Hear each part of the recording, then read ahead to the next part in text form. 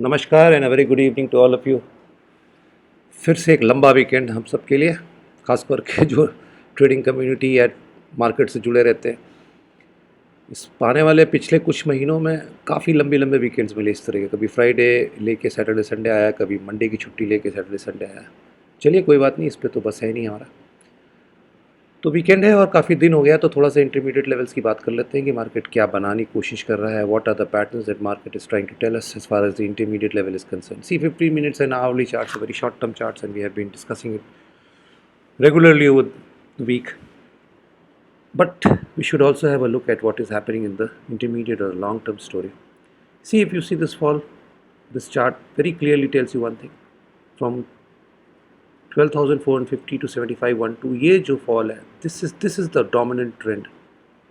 We have done nothing after this which suggests that the trend is reversed. ऐसा कुछ भी नहीं किया हमने इसके बाद जिसने ये बताया हो कि ये ट्रेंड रिवर्स हो गया. So for me, long term trend bearish, there is no question about it, nothing has changed.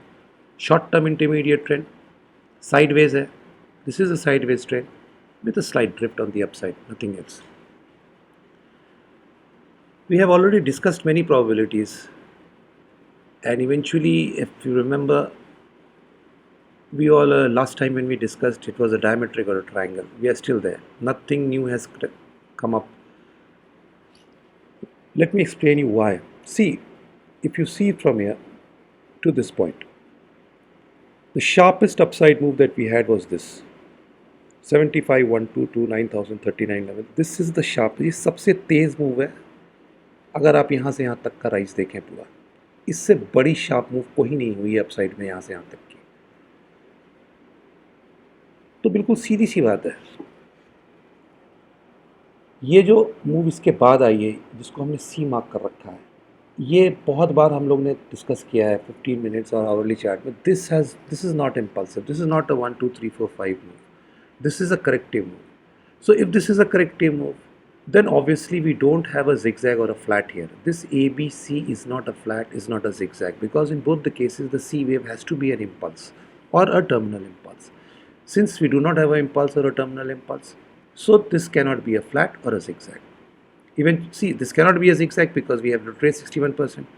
The only possibility was a flat. This is not a flat because this is not an impulse. इसीलिए जो हमने पिछली बार भी discuss किया था, that is why we have assumed that this is not a 3 leg pattern which is forming here. It has to be a 5 leg, 7 leg or a 9 leg pattern. 9 leg is a very complicated affair and we'll leave it. We'll just restrict ourselves to 5 leg and 7 leg patterns.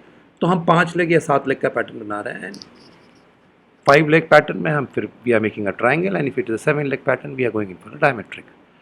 So if it's a triangle, then this is A, this is B, this is C, and we are into the D wave. This D wave might have completed here, but it has given no signal till now that it is complete, or it will move further down to complete. We'll see. But first of all, let us see whether this is a triangle. Triangle के लिए जो problem पहली दिखती है वो यहाँ दिखती है बस, ये बी वेव में. आप अगर गौर से देखें, this B wave has retraced 61% of A wave, but it has taken more than 138% time of A. This is not what B wave of a triangle does. If it retraces 61%, it should take much less time than this. तो ये एक doubt है, बहुत बड़ा doubt नहीं है, रहने दीजिए. पैटर्न अपने आप, as I always tell you, market will negate one of the patterns. So we'll keep this in mind. So if this is a triangle, I think it is a less probability. But if it is, then A, B, C, we are into the D wave. After completion of the D wave, we'll have a E wave which will be on the upside, but we will not cross 9889 then. ये level नहीं पार होगा. This is the point of negation of this pattern.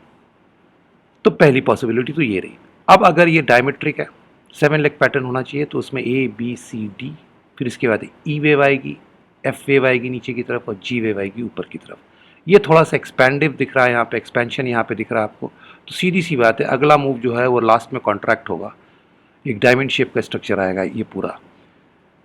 इस case में अगर हम diametric बना रहे हैं तो भी फिर हमारा 9889 नहीं पार होना चाहिए. तो दोनों पैटर्न्स का पॉइंट ऑफ निगेशन 9889 है. इसके ऊपर जैसे ही हम निकलेंगे, ना तो ये ट्रायंगल रह जाएगा, ना तो ये डायमेट्रिक रह जाएगा.